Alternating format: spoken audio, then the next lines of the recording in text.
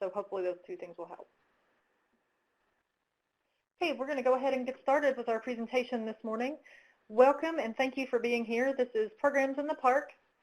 My name is Charlie Taylor. I'm one of the CE consultants here at KDLA, so I'll just facilitate today's presentation, be helping out with any technical issues. If you have anything, go ahead and chat that in, and I'll do my best to help you out with that. A couple of housekeeping things before I turn it over to our presenter today. I'm going to go ahead and change the screen. Just one second. Let me make a quick adjustment so that we have plenty of room for our closed captioning. Okay, sorry about that.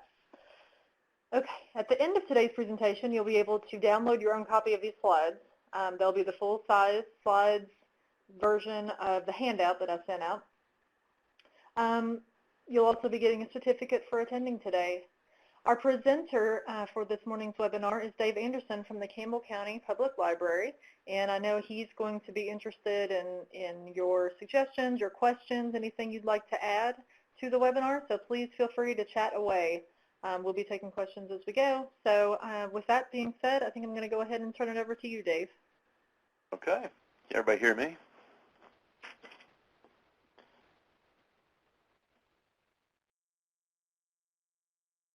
Okay, can you all hear me? Okay, sorry. Okay, let's see here. Oh, I guess I need to be made a host. I apologize, Dave. You are a host. We just, oh, wait a minute. You might have, I think I made you a host earlier. I apologize. That's all right. Adobe Connect does its own thing sometimes. So your arrows are there. Oh, there they are. Of the closed captioning pod. Awesome. Okay, so Programs in the Park. This is based not just on our Jolly Thursdays program that we've started here 2 years ago in Campbell County, but a couple other things we did. First of all, talk about who we are. Well, the first thing is actually the subtitle. It's how to get 658 people to come out to a park to see a penguin walk around on a stage. We actually had 658 people in a park to see one penguin. We thought there would be 5 penguins, but there was 1. But that's okay. We did a photo booth for the penguin, and the kids all got their picture taken with him, and it turned out okay. But this is kind of an example of being a victim of your own success. So we'll talk about that in planning and making sure you get clear information from your presenters and make sure that they're actually, you know what they're bringing, because the Newport Aquarium does a penguin walk in the mornings at the aquarium, and they have this group of about 5 penguins that come out at a time. We didn't know they only bring 1 at a time to their off-site events. But that was fine. So anyway, who we are, Campbell County Public Library. We are a 3-branch system serving about 90,000 residents in Campbell County, but we're on the south side of Cincinnati, and we're next door to Kenton County with its 150,000 people. So you do have a large population of folks we're serving. We probably have about 50,000 card holders in the county, and we're going to look at the makeup of the county and why it is we did this program. And so this is the county. This is the map of Campbell County, and right here, I get my arrow to come down, you can you see the 3 little guys right there. This is Newport, Fort Thomas, and Cold Spring. Down here is Alexandria. You'll notice no libraries are down there. So we have all of these people down here in this whole area, and we would love for them to know what the library is doing and come to our programs, but that's a large geographic area, and for somebody who lives down here, you're talking about a 30-minute drive sometimes just to get to Cold Spring, let alone Fort Thomas or Newport. So we decided we had to get down there. We've got to do more things for those people. So one of the things we decided to do was come up with the Jolly Thursdays program in conjunction with Parks and Rec and the Cooperative Extension. So questions you might have to ask yourself when you're deciding whether to do something like what we did are, first of all, what population are you trying to serve? If you're talking about a geographic disparity like we have, that's obvious. We want to serve those people there. You might be centrally located. Maybe as we look later in this webinar, we'll talk about pop-up story times in parks, things like that, that might actually work better for you. So you just have to decide, are you looking to serve a particular area, a particular population? And then you have to figure out what resources you have in your county outside of you. We have a beautiful extension service in Campbell County. They're just wonderful. They have an education center down by Jolly Park, and they've got a good budget. And we also have a decent Parks and Rec group as well, who are looking to get the word out. And we have AJ Jolly Park, which is an absolute gem of a county park. So we're lucky in that we have those and that they happen to be in the area we're wanting to serve. Your mileage may vary, but we'll at least look at those things. So for us, these things matched up very well. So now when you think about what kind of population you're trying to serve, there are a couple of different kinds that we found we wanted to serve. One, you have patrons on the edge of your service area. We want to show to them what a library can do for potential supporters. So we put in 2012 on the ballot, we wanted to change our tax rate to build a branch down there, and it was defeated. And interestingly enough, some of the areas of the county where it was defeated more strongly by the vote were that area. The folks in that area, maybe they don't know what a library can do, and so we want them to know what it can do. So we need to be serving those folks. But also you have patrons smack dab in the middle of your service area, or potential patrons, people that don't know what the library can do, even though they may live walking distance from it.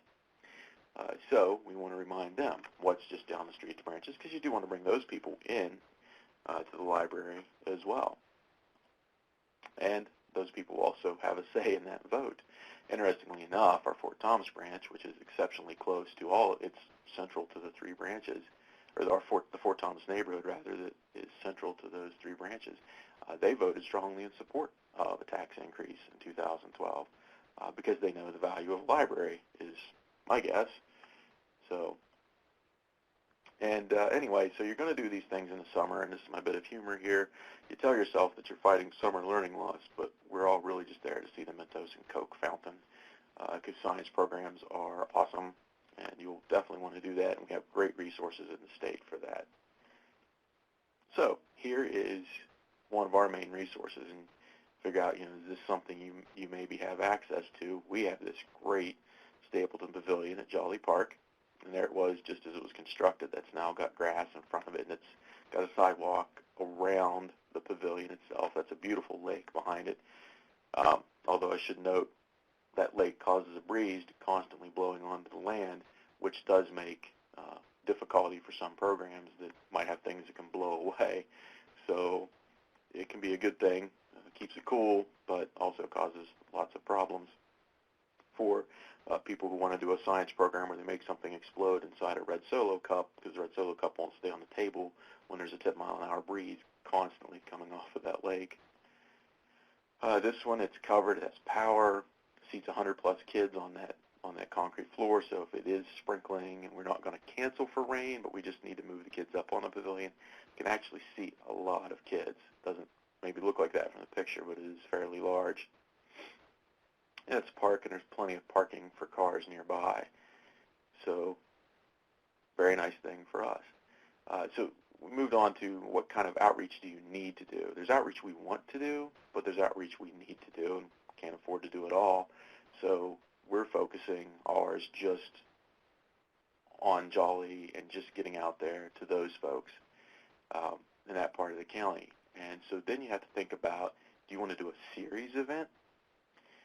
Continually demonstrating, and we do Jolly Thursdays every Thursday in June and July. So all summer long, we're doing these repeat programs, and we're trying to get out with as many small single events that can be done by 3 or 4 staff as opposed to big events. But maybe maybe you guys want to do a one-time festival. We did one of those this year as well. And of course, you can also do like celebrating the end of season kind of things, which we do at our Jolly Thursdays. And we do that. We also did an end of summer reading thing with the world's largest story time, which I'll get to in a bit. And we'll look at the pros and cons of doing one big time festival versus the series events where you have fewer staff. And it's because it's a balance of time and budget, basically. And you can also do roving park visits if you have an outreach vehicle of some sort. Now, we do, and we've experimented with that, and I'll talk about that as well. It's a good way to get a word out to a target audience. If you just want to catch moms and their kids in a park in the summer, you're going to catch those preschoolers and very early elementary that are out in the park with their parents, and you can tell them about library services. And if you've got an outreach vehicle and you've got the time, you can go out and do that, and it's another just easy thing to catch people and try to boost your attendance in your branches for things. So back to location. So you're talking about what area do you want to serve. We want to reach that southern half of the county. The blue star right there, you've got that. And we want to tell these people what we can offer, and we want goodwill from future voters. Now, this is where we own land, this blue star. That's where we have the property where we would build our southern branch. This down here is A.J. Jolly Park. So you can see we definitely want to target that area. That's our goal. So we want to hit the edge of the service area, because if you do a 5-mile out kind of service area thing, then right here's sort of the edge of what Cold Spring really can serve, North Alexandria. All the folks down here, really, it's just quite a ways to get up to there. So, yeah, there's what those things mark there. That, and a little fact about A.J. Jolly Park, it's the largest county-run park in the state. It's got a golf course, everything. It's really very nice, and that's where we decided to have our Jolly Thursdays. So we started them. And what do? We based it loosely on Kenton County's Wild Wednesdays.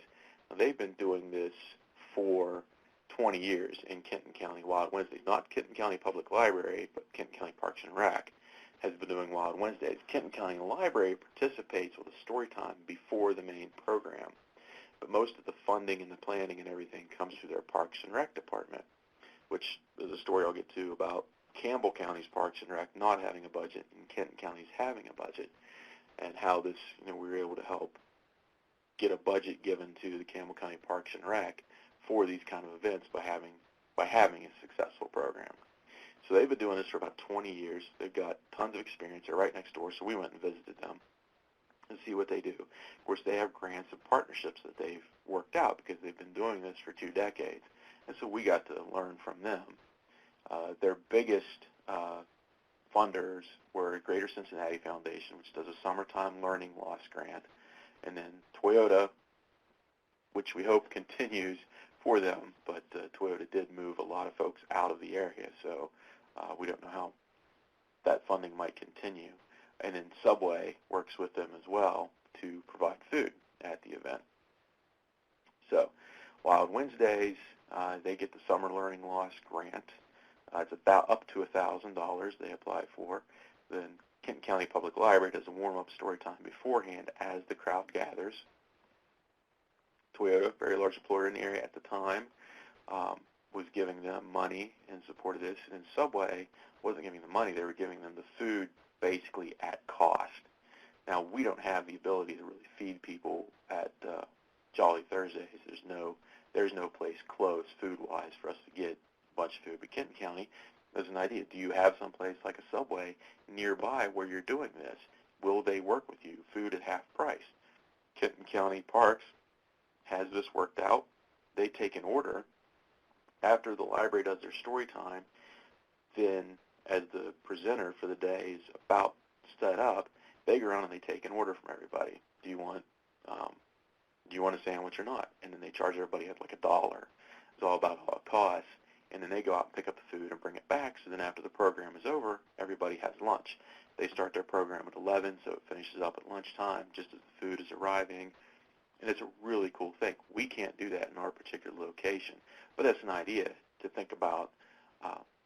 Can you do something like that? It turns it into a much larger event if you can have, folks come into the park. They're there by 10:15, by 10:30, a story time happens. By 11, they're listening to the main presenter, and the kids get to play in the park, eat lunch, and go home. Really gives a lot for the kids to do one day a week. And in Kenton County, because it's been such a success with Wild Wednesdays, they now have nearly every Thursday science at a separate park in the county, and they now start Wild Wednesdays in May and running through August. So they're probably doing about, between the Wednesday and Thursday programs, they're doing about 20 of these programs between May and August.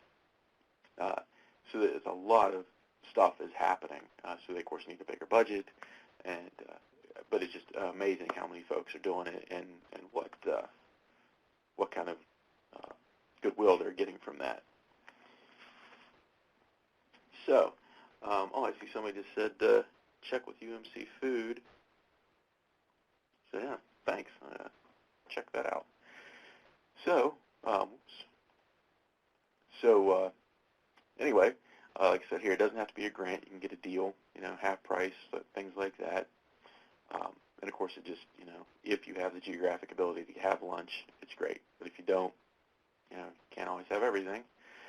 So Greater Cincinnati Foundation grant applies for us, applies for Kenton County. It's a grant that basically just, if you're doing something to keep the summer learning loss from happening, as long as you're doing educational programs, you can apply for that. We don't have a large employer like Toyota in the county. We have a lot of smaller employers that we can seek for a little bit of help. They give us, who knows what little bit of help sometimes companies can give you. If it's just $100 towards whatever, it's great. We do not do a warm-up story time the way Kenton County does at Jolly Thursdays, and we don't do the food. Food's not close by, and really we are the presenters, and we're starting at 10 a.m. instead of 11, so we don't do the warm-up. These crowds aren't really getting there until about 10:10 anyway. So it's a little different. Important point. Your Parks and Rec should sign off on grants. What we've learned is that grant givers, when they see a grant come through and somebody says something about, the library wanting to do something for summer reading and summer learning loss, the grant givers tend to perceive us as actually having money in budgets because they know we do summer reading programs, whereas they don't expect the Parks and Rec would necessarily have money for that. And they're true. They may not have a budget for that. So I've been told by the grant givers that Parks and Rec should be the folks signing off on the grant, simply because even if you're going to partner with them and even if you're doing most of the work, they're the ones that are perceived as to not have any kind of budget for that. So kind of a little interesting thing we learned. Now here's a little breakdown how your programming can go. Now this broke this down with you got we cover the cost of 4 of the events, and then Parks and Rec's covering the cost of 2, and the Extension Service is covering the cost of 2, because we drop about $2,000 towards this, and we get Parks and Extension to each give about $1,000. Extension sends 2 staff, usually 1 per Thursday. Parks and Rec donates 3 staff, but that's really to handle parking and things like that. They're not actually really helping necessarily with the event, because they're busy getting everybody parked and manning all of the physical stuff about the park, and then we are manning the event. And I could actually change this to, I'm going to start needing 4 staff this year at my events just because it's getting bigger. The average event costs about $300. Some of it's free, and then sometimes you pay $750 to have Zach Morgan come in and do a concert, but then you may the next week pay $100 for the local petting zoo. We average out about $300. This year we may actually up it a little bit and maybe probably end up spending about $400 per presenter, just because we have the budget, and Zach Morgan's awesome. He brings in a lot of kids. Our first year we had about 175 attendees. Last year we averaged about 350 folks per. Now that's not kids, that's everybody, that's adults and bringing the kids. So you figure you have 350, maybe 200 of those are kids with their parents. but you figure, your return on investment, you're spending a dollar or two for every attendee to a program, and you're getting a lot of goodwill. And I really think that's kind of as good or better cost than what we probably get at our in-branch programs. So, important lessons and stuff, things we learned. We make it a mix of education and entertainment. We always start off with a big performer. We have Mr. Cowpie, who's a guy who brings a petting zoo, but he also sings silly songs about animals. And maybe start off with him, and then at the beginning of July, as interest starts to wane a little, people are heading out to vacations more. A lot of the June summer camps are wrapped up, so their kids are kind of involved in local stuff here in June, but then by July, everyone's heading to the beach. So maybe to pull people back in and remind them that this is going on all the way through the summer, we might put, for the first Thursday in July, we might put another big thing like Zach Morgan to kind of have a tentpole effect on attendance. Try and remind the people what's going on, and so you can't do education every week or it will drop off. Unless your goal, I got to say, nearly every Thursday science in Kenton County is always a science program.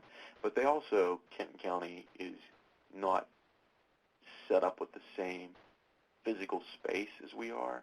They're going with a shelter that can't seat more than maybe 75 to 100 kids at most. And so to bring in Zach Morgan to a park with only 100 parking spaces and only room for 100 kids wouldn't really necessarily make sense for them. They're looking to have the smaller crowds because they don't have that big pavilion. So again, figure out what space you have. If you're going to be doing this in a shelter, and that shelter can only seat 50 people, then you don't have to worry about trying to bring in 200 people, obviously. So it just depends on what your space is, how you would do that. So, of course, partners, Parks and Rec, and Cooperative Extension Service for us. Interesting, Parks and Rec had no programming budget, but they do now. When we started this, they wanted to do programming, but there was no money from the county going specifically towards programming. But after they did a summer where they basically scraped a little bit of money together, what they had to pay for one of the presenters, and we paid for as much as we could, their administration saw what a huge success this was, and, well, they gave them a budget. And Cooperative Extension had never hosted a program with more than 50 participants or so, more or less. They, with their learning center, they can't even sit more than maybe 100 people in the learning center building. But now they get to claim that, they can claim some pretty big numbers at these events. So what we learned is you may end up your first year paying for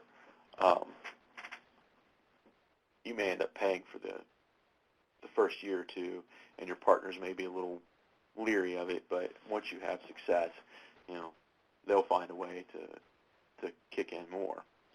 So yes, as I said earlier, wind is a factor. Science demos really do not like wind, and they don't like humidity.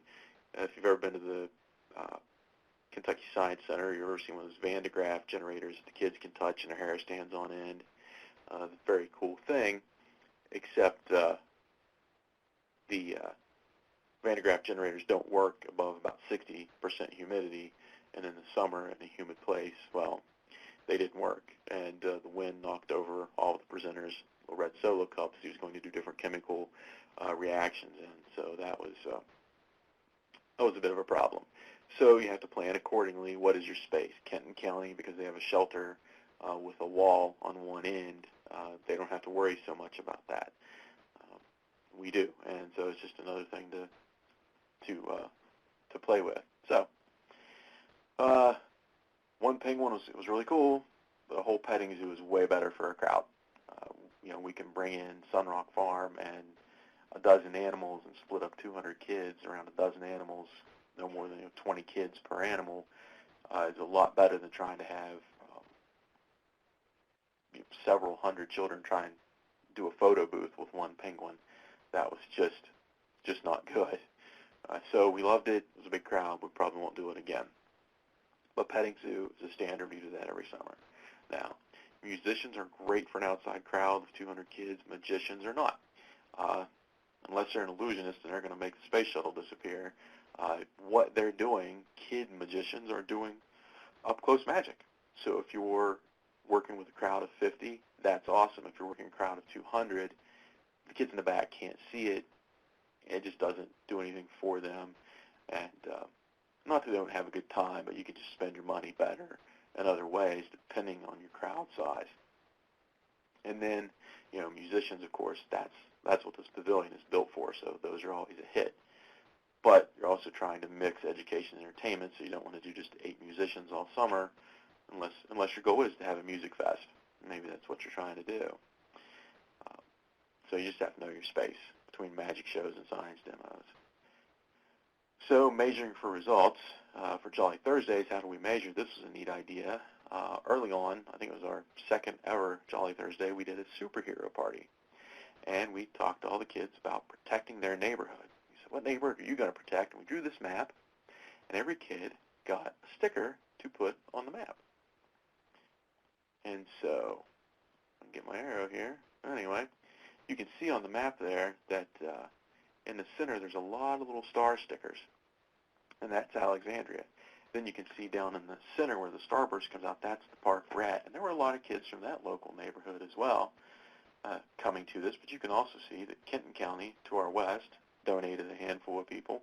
We had a couple from Claremont, a couple people from Cincinnati. We had people from Pendleton below us.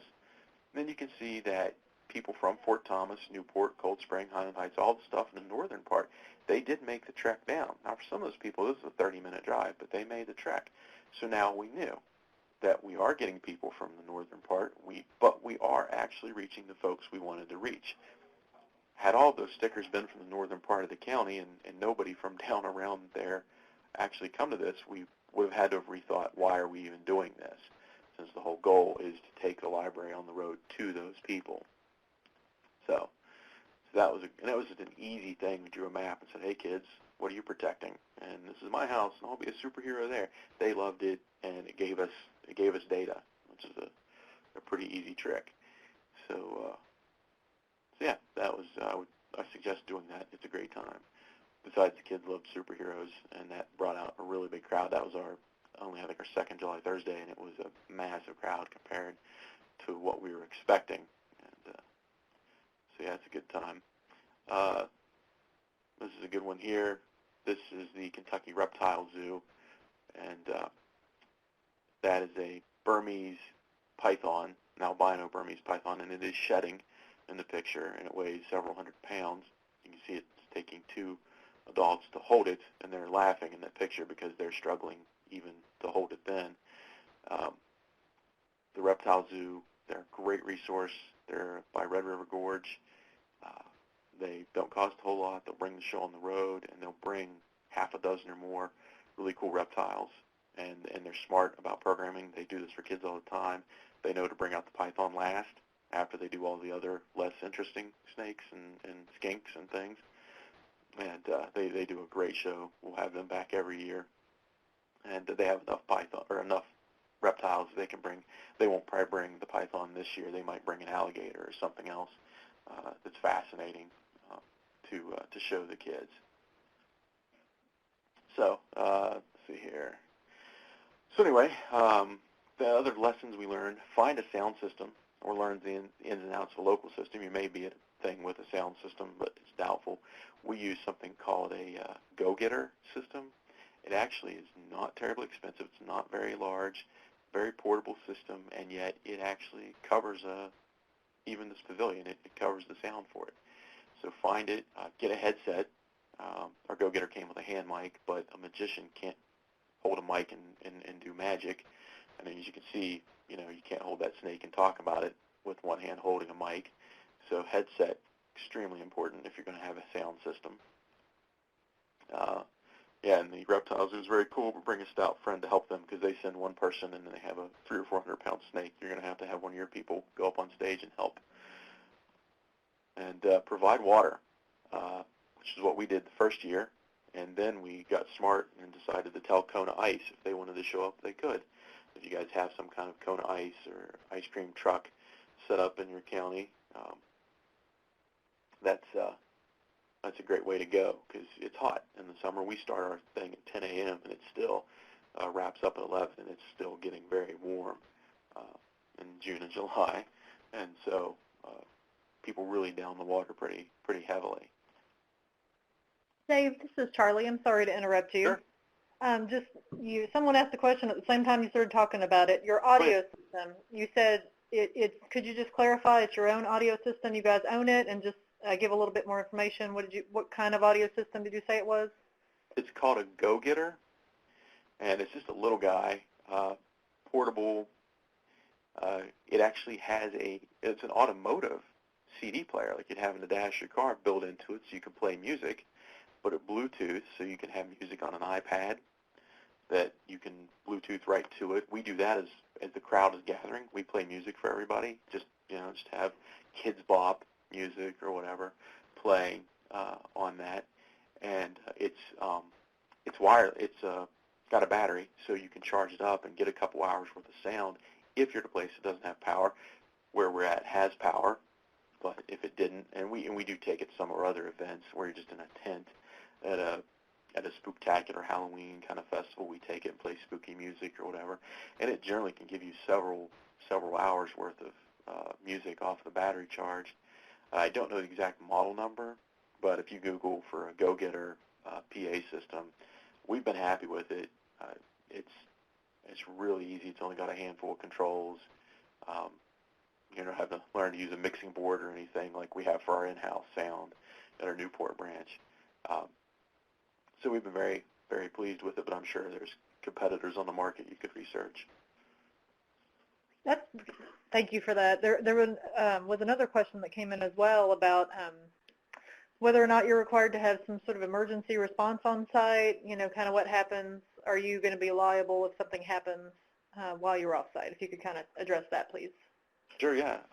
Well, for ours, for our programs at the parks, because they're, and I'll talk also about a thing we did at Fort Thomas here as well. Both of those were parks with park staff on site and with liability, because these are parks that do their own programming throughout the year for whatever, so they are covering all of that. That's a good question, though, for some of what we've done where we, of course, I'll talk about later the kind of the failure of the pop-up story time and what we decided to do instead of that. But if we were just like randomly showing up at a city park, that's just a little park with no staff there, that's a good question. I would assume our liability would fall on us. I'd have to research that actually. But we actually were going to do these pop-up story times, and we decided no one wanted to come to them, so we stopped doing them. And so everything we do is at a place that already has its own staff and coverage, because we've got they've got a ranger station right there at Jolly Park with a full first aid kit, AED, all of that kind of stuff. So but that's a very good question. So yeah, let's see. Oh, book in the winter. Performers start booking up way quicker than you think. Petting zoos, even. I mean, those folks all get busy quickly. I'll be calling people this week to book. We've already got a couple people booked for this coming summer. You don't have to have a performer every week. We sometimes just do our own thing. One of the things we do is the season finale, the last day. This is a way you can get cheap entertainment there, is we do a touch-a-truck. Your fire, police, city works, they're all more than willing to bring a truck and just show up and let the kids climb around on the truck. The military will come. Generally, all these folks will come for free. They want to do this kind of outreach. And then you also have friends that maybe know something. The woman holding half of the snake in that picture, Aubrey, she had a friend who drives a race car, and somebody else had a friend that's a long-haul trucker and could bring an 18-wheeler. And then we talked to the dragon boat racers here in Campbell County, and they brought boats and put them on the lake.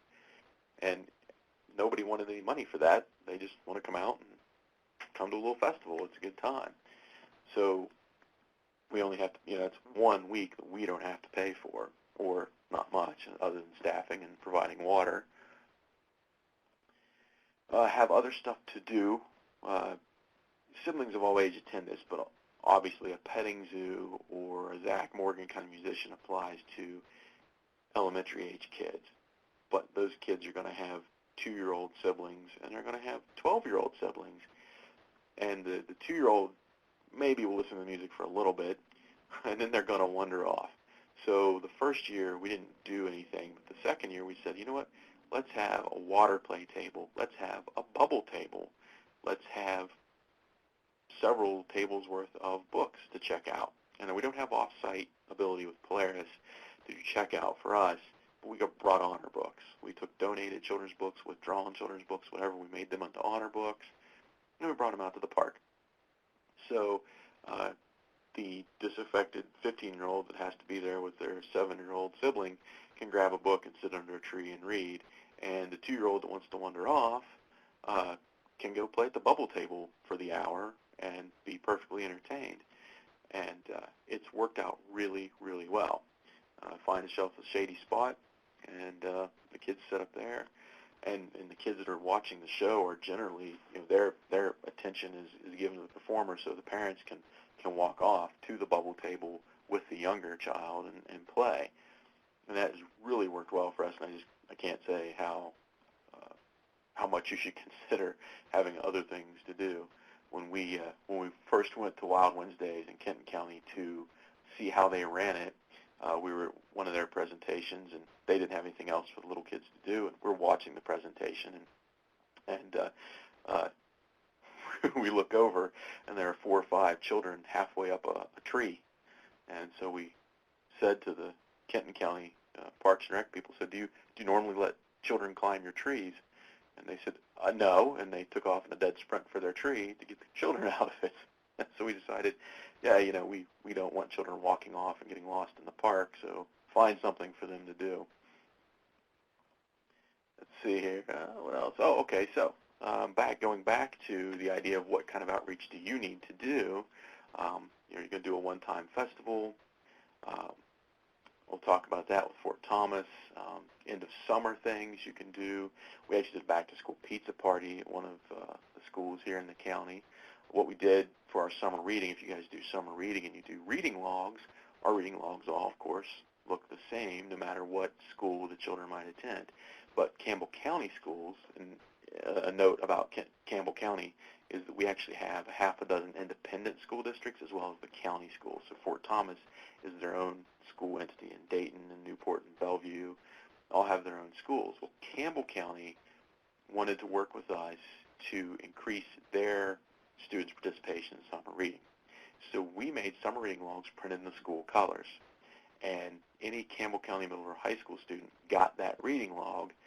If they turned that in, then of course it's in their colors. We see that. We entered them in to be eligible to attend a pizza party held at their school at the beginning of the school year when school returned. So we went down there and had a party for them. What happened was we had 49 kids complete the 30-hour log, 33% completion rate. That was maybe about a 50-60% increase, I think, from the year before.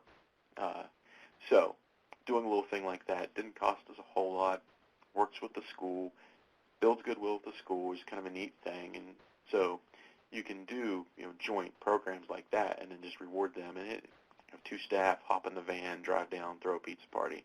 It was easy. So then, this one time, we all read a book. We all read Chicka, Chicka, Boom, Boom, everybody in Greater Cincinnati.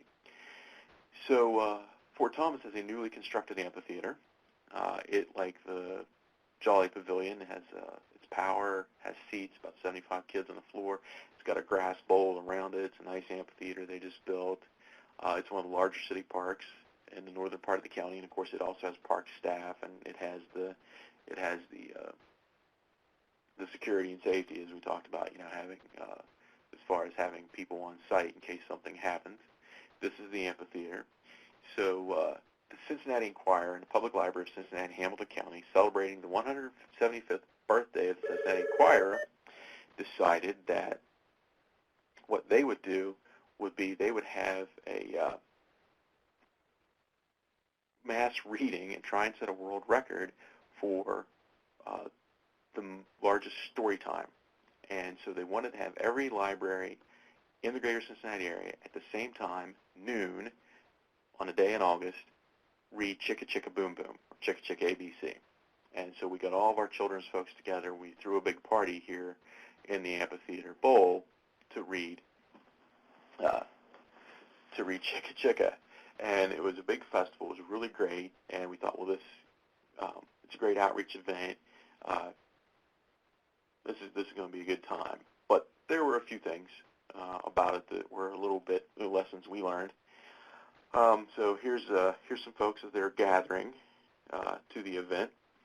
We did strike a deal with Kona Ice for bulk price on refreshment because it's in August, and we said we would just pay $1.50 for every Kona Ice they served, and we could tell the patrons the Kona Ice was free.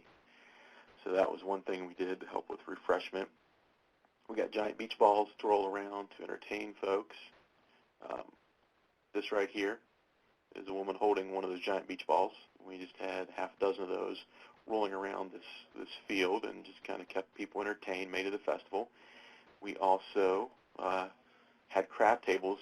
They're not pictured because that's the person taking this photo is actually standing at the craft tables at the top edge of the bowl. And we set up, kids could do coloring sheets, make bookmarks. We were going to raffle a couple copies of Chicka Chicka ABC. We got a local bookstore to donate some copies to be given away. We're all trying to do this so that the most people at this one time are reading this book to set a world record. And that was the idea. We also had the balloon artist. This is somebody holding one of the balloon animals there.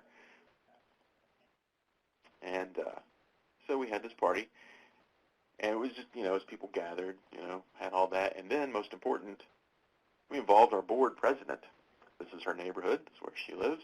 Come on out. And we actually got a couple board members to come to the event. Always a good idea to involve your board in these things. Because, hey, they need to see exactly how, great a thing you're doing, and they're going to enjoy it, and it was just a good time. So what we learned about the August heat, though, it turns out August is a warm month, maybe the warmest. Noon is a warm part of the day. Kids take naps and eat at noon. All these may be little-known facts to you. They may be very well-known facts to most of us. However, the people working the Inquirer must not be aware of these things because they decided that was when they would attempt to set the world's record for the most people reading Chicka Chicka ABC. And I understand that day was important to them, but they really could have had this earlier in the day. But, oh well. So we did it, and we had a fairly decent crowd. But what we learned after we spent the $800 plus incidentals and staff time, we involved a dozen people. We involved 6 children's libraries, maybe actually I think 8 children's library staff, as well as several branch managers and the PR department and everybody. We're all there, and we of course had to pay for Kona Ice, we had to pay for the balloon artists, we had to pay for the crafts. We did have about 250, 300 people attend. It rained right before the program, which cooled things off a little bit, and then it made it really humid. And it was also the first day back to school for the kids in the Campbell County School District. Luckily, the Fort Thomas Independent District wasn't going back for another week, so the kids were free to come to this. But it was kind of funny again, the folks planning this picked the day, not necessarily paying attention to when the kids went back to school. So it ended up being about $3 per attendee. Maybe that might be generous. It might have been more than that. But it was an awful lot of planning and a lot of staff time. But we were riding along with these folks, these other folks that have picked that date and time. So we want to make this happen every year. But we don't necessarily, we're not going to do it at noon in the middle of August. But we did learn a lot about that. And I learned a lot of, you just have to think about all of these things, your weather and everything. There's so much to consider when you're going outside of a building and leaving your air conditioning. So, roving park visits. That's our outreach van there. There's nothing creepy at all about a van pulling up in a city park and offering something to kids for free. Nothing at all. scary about that. What we decided a couple years ago, before we were even doing Jolly Thursdays, was that we wanted to do pop-up story times. And we've got this van, and we thought we'll go out to city parks, catch maybe a dozen moms and kids hanging around in the park on a nice day in the summer. Say, hey kids, you want a story time? Turns out no, they don't. Folks don't approach you and sit down for story time. They really just want to, I guess, do their thing. And so we had this idea, but it didn't work. So we do have a vehicle, though, so you can use it. So what we decided was this past summer, our outreach folks drove around, and if they just went to the parks, and if they saw families in the parks, they're in library logo wear, and they've got the library van, so they're identified, and they would just walk up to people and just say, hey, here's some information, and they just have promo material that they could give out to the parents and say, hey, here's our story time brochure. This is when story times are happening. Don't know if you're a library patron, but hey, we'd love to see you at a story time, and then just walk away. And people are appreciative of talking to librarians, and they ask a lot of questions at that moment where it opens up, and they say, oh, well, hey, you're from the library. I have a question about whatever, and gets them talking. But it's much more one-on-one interaction with the parents or whatever. So if you have a vehicle, you can use it for things, but beware that just showing up randomly in a park may not really work. So there you go. Those aren't our patrons. I just like that picture. But it brings me to the question of rain. What do you do? Because it rains in Kentucky in the summer quite a bit. So alternate locations. How do you plan for that? Do you care at all? Is the first question. Is the one-time big investment, or is it an ongoing series? You have to ask that's the first question we figure. Does the presenter still charge? Do they have if they charge 20% of their fee for cancellation? Do they require? Some actually require a rain-out policy. They want to know what your plan is because they don't want to travel to your site, get rained out, and for nothing. Can you make it up with a rain date? Is it the kind of event that can be done later, or is it like has to happen at noon on August 10th because that's when you're trying to set a world record, right? How big are the crowds? Will rain naturally diminish those crowds anyway? So another thought we have with Jolly is, if you're going to have 300 people show up on a nice day, what if it's going to rain? Will the crowd shrink to a smaller size, and then you can fit them under the roof of the pavilion? Maybe that's your consideration. So what options do you have based on these considerations? Gymnasiums, fire departments, Cooperative Extension office, other parks. Do you go back to your branch? What can you do? So these were all the considerations we had. And another question, does it still meet your original purpose? For Jolly Thursday, it has to serve the southern reaches of the county, so it had to be nearby. We're not going to have a rain-out location 30 minutes away from that park in the north when the whole point is having it down there for those folks. So we settled on space on about 100 people, figuring rain's going to cut the crowd anyway. We'll just go to the Extension Service Education Building that's attached to the park because people are going to generally back off from it anyway if you don't cancel it. But we actually, this year, something we're investigating is working with a local elementary school, which could hold even more people. They have to get board approval to open the elementary school up on those Thursday mornings. But the school has custodial staff there all summer long, so we think they're going to let us do that. For the world's largest story time, it had to be a large space that we were using because that was the whole point. But luckily, Tower Park in Fort Thomas has a gymnasium as well. So we booked that in case. We just went ahead and booked both the pavilion and the gymnasium and told the folks at the park, if the weather's bad, we'll be in your gym. And they were fine with that, but we had to think about that ahead of time. So you have to think about these things. Can you go somewhere else? One of the other considerations we had. Go back here. My questions here, sorry. One of the things we had that we thought about with Jolly also is doing the rain date because it's an ongoing series. So if the presenter will come back at a rain date, or if it's our own thing we're doing and we don't have to worry about the presenter, then we just said, let's just maybe make a rain date and push it into August because we wrap up in July. Kids aren't going to be back to school till mid-August, so that's an option we can do. But you can't always do that, especially not with a one-time thing. So again, is it a series, that kind of thing. So in summary, one other thing we've learned, people do not arrive on time for outside events. We call it parent versus grandparent time because grandparents pick up the grandkids and show up at the park 15 minutes before the event, whereas parents are probably juggling 3 kids and trying to get to a soccer match and get the other kid to the park, and they all show up at 10 after. So we never start at actually at 10 a.m. And so do not expect to have your, and we tell all of our presenters that. Yes, we say this thing is at 10 o'clock. You will not be performing until probably a quarter after. Just be aware of that. So if they say they have a 45-minute presentation, say, well, you won't be done until 11 o'clock because you will start late. And that just lets them know to plan that extra bit of time. You may have to pay for your first year or two alone, as I said at the beginning of the presentation.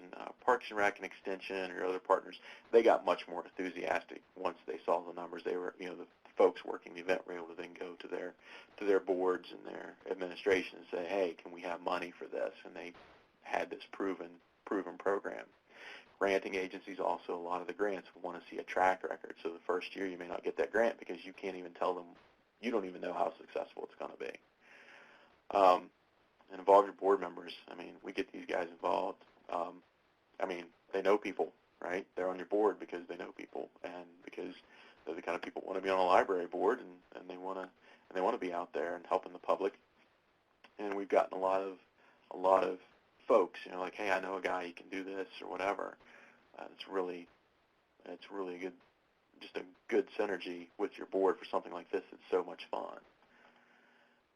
Social media is your best friend. We doubled our numbers in a year once we started putting everything on Facebook, and there were maybe other reasons it doubled, but that was huge. Facebook and Instagram and all of that.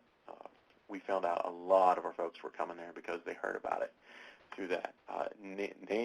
Announce your cancellations and delays on all of your social media. We had one rain out, and we had one person show up at the park, I think, total. That didn't get the message. So mothers and grandmothers are on social media, and they talk and share. This is my favorite story. We had a grandmother drive 45 minutes from north of Cincinnati, bring the grandkids because a friend shared a post about the park when this grandmother put on Facebook, I've got my grandkids for the day. What do I do with them? And one of her friends said, well, you should take them down to this. She said 45 minutes, but she told me what her address was, and her neighborhood in Cincinnati. I think she probably was looking at more of an hour. It was all because of a post, so it's great. And take pictures. Your social media people will need them next year to show everybody what a great time you had last year. It's expensive, definitely. It takes a lot of time, planning, and execution to do this, but it's totally worth it. We expect to have 3, maybe 4 staff every Thursday for 4 hours, and that includes the day. That doesn't include the planning time. A big end-of-season festival, you've got to have a lot of craft tables, things like that. You're going to need even more staff. Nature stinks. Going outside is a pain, but it's worth it. Relax your dress code. You'll get warm. You'll get sweaty. Bring a change of clothes. You'll sweat. And if you're doing this in the morning and you have to go back to the branch in the afternoon, you'll spend the whole time all sweaty from your morning. But really, nature is beautiful, and you're being paid to make children happy while spending your workday in a park. So I can't say how much you should do something like this. So there you go. People really need something to do with their kids in the summer. Don't forget that. If you're worried about whether people come out to do this, everybody has little kids. They are dying for something to do with those kids. And the children will like anything. We have yet to have something the kids weren't drawn to. Seriously, everything is amazing to children. And so you'll do well no matter what you do. Thanks. Thank you, Dave, for that great presentation. There was a ton of information. It was awesome. So Yeah. Thank you for sharing all of your experiences. I'm going to go ahead and change the screen just a little bit. and give everybody an opportunity to go ahead and download your own copy of the slides of today's presentation as well. And go ahead and chat any questions you have for Dave here at the end of the presentation, anything you've thought of. Dave, are people free to contact you with questions if they think of them? Definitely, yeah. Okay, I thought so. Just wanted to make sure. So I think that was an information-packed webinar, but other things do come up. So. Right, exactly. And we're learning as we do this ourselves. So if you have questions, I mean, I may have a different answer after this summer. Yeah, always learning and changing is the best way to be. So. Okay, well, thank you all so much for attending today. Again, we want to give a big thank you to Dave for sharing his presentation, his experiences. Again, if you'd like to download your own copy of the slides, it's in the downloads pod there in the middle. It's the Programs in the Park PDF. This presentation was recorded, and we'll be posting it on our archived webinars page within about a week. And then I'll be emailing out survey links and certificates of attendance to everyone within a couple days as well. And it doesn't look like we're seeing lots of great feedback, but no questions. So we'll stick around just for a minute or so to see if anything trickles in, but otherwise, thank you all so much for attending today. Thanks again to Dave, and you guys have a great afternoon. When you're ready to exit, just click the X in the top right-hand corner of the screen.